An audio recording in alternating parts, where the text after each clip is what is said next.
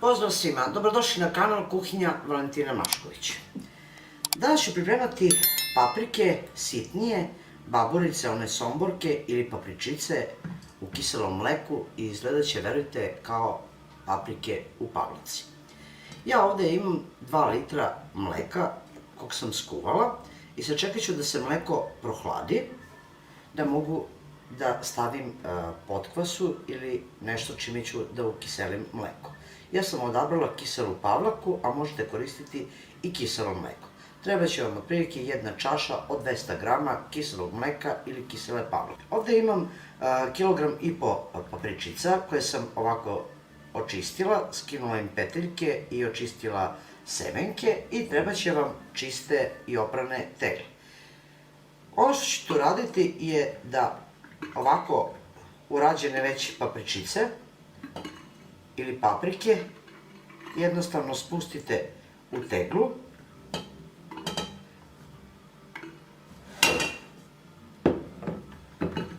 Evo ovako jedno 5-6 komada, a onda ćete malo staviti so, opet poređite papričice.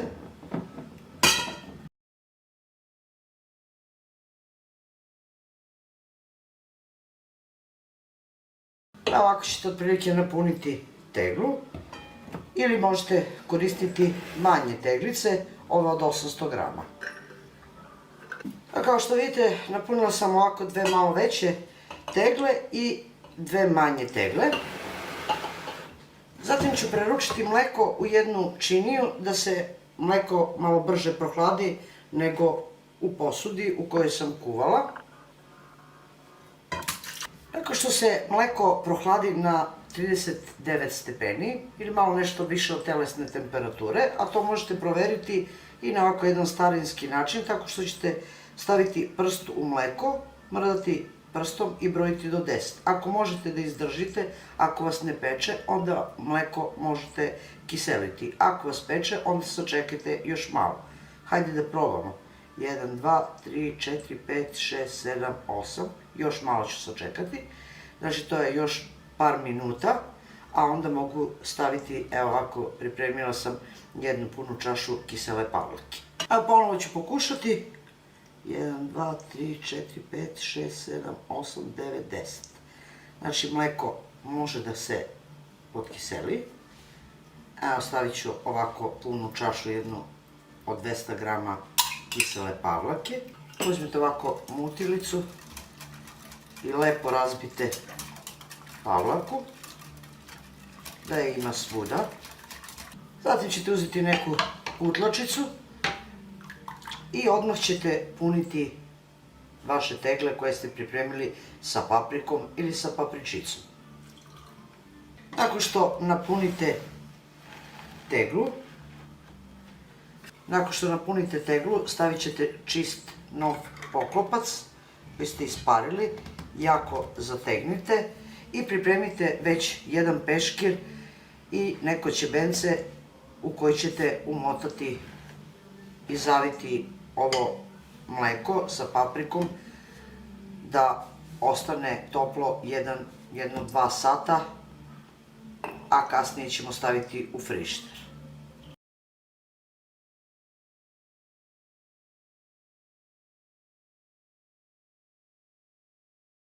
Ovo što sam već napravila i što je još toplo, zavite kao što rekoh u nekom ćebencetu i ostavit ćete 2 do 2,5 sata zavijeno.